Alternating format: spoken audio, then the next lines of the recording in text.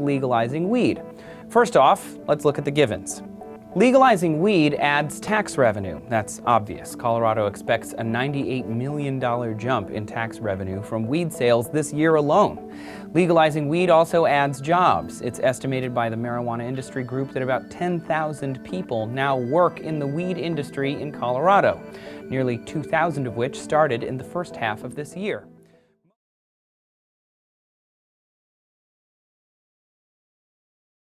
Marijuana, but some experts say this is a dangerous can of worms to open, and they think it'll send Florida down the wrong path.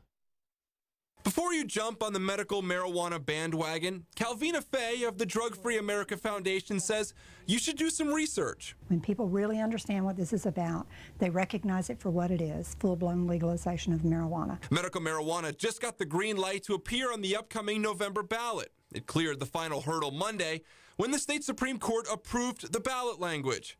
This comes just 3 days after the state verified enough petition signatures needed to put it before the voters.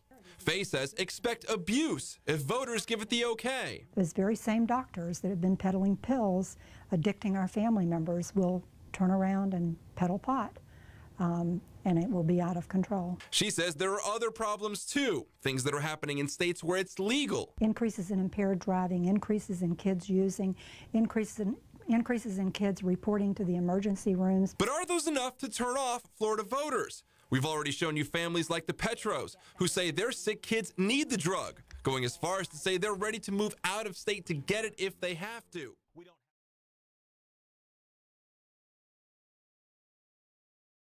The larger issue, though, is not just about legalization of marijuana. It's an end to the drug wars, which are a very destructive thing in our country.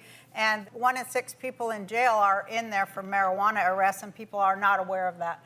And it's just like obsolete, and you know, it gives them the opportunity to spy on us and arrest us. And if they catch you with a marijuana joint, they can take your whole house. So these laws are unjust, and you know, I'd like to see them ended. Marijuana. I'd separate out the issue of the criminalization of marijuana from encouraging its use. I think there is no doubt that our criminal justice system generally is so heavily skewed towards cracking down on nonviolent drug offenders that it has not just had a terrible effect on many communities, particularly communities of color, rendering a lot of folks unemployable because they got felony records, disproportionate prison sentences. It costs a huge amount of money to states, and a lot of states are starting to figure that out. But what I'm encouraged by is you're starting to see not just liberal Democrats, but also some very conservative Republicans recognize this doesn't make sense, including sort of the libertarian wing of the Republican Party. They see the money as well. And they see the money and how costly it is to incarcerate. So we may actually be able to make some progress on the decriminalization side. At a certain point, if enough states end up decriminalizing, then Congress may then reschedule marijuana. But I always say to folks, legalization or decriminalization is not a panacea. Do you feel the same way about meth? Do we feel the same way about coke? How about crack? How about heroin? And there is a legitimate, I think, concern about the overall effects this has on society and particularly vulnerable parts of our society. Substance abuse generally, legal and illegal substances, is a problem. Locking somebody up for 20 years is probably not the best strategy. We're going in here now to talk to our health expert, Ms. Myrie. Smoking marijuana has a long-term effect of lung cancer and respiratory damage, very similar to smoking cigarettes. Same kind of chemicals that go into the air, same kind of effects with that, so we know that that is bad. We also know that it plays a huge role in your long-term memory, in your motivation level, in your kind of contribution to society. And there's also a lot of information about the psychotic effect that marijuana can have. very similar to hallucinogens, where it plays on the part of your brain that can lead to psychosis or even schizophrenia. So there's a lot of research out there that says as much as up to double the chance of leading to someone having psychosis or schizophrenia. And probably the biggest one that people don't talk about or realize, but because marijuana has become a huge topic, is the research on depression. And teenagers who use anywhere between ages 14 and 16 double their depression rate for those among non-users. And so typically that leads to that, and then for girls, they're actually finding up to 5 times as likely to lead to depression. So there's a lot of different effects for different people for those long-term things.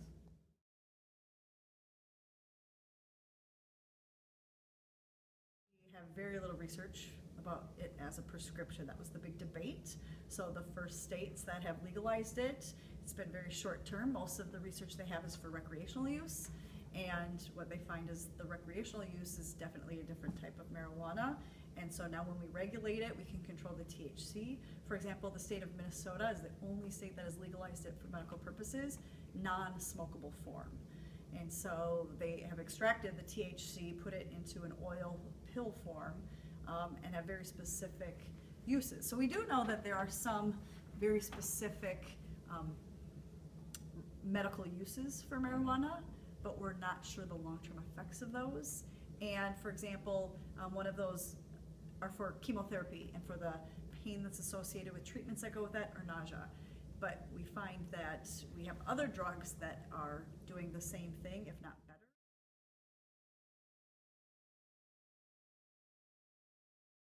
Both alcohol and marijuana impair your judgment, slows down your reaction time, changes your decision-making skills. So driving under the influence of anything that has that impact is the same.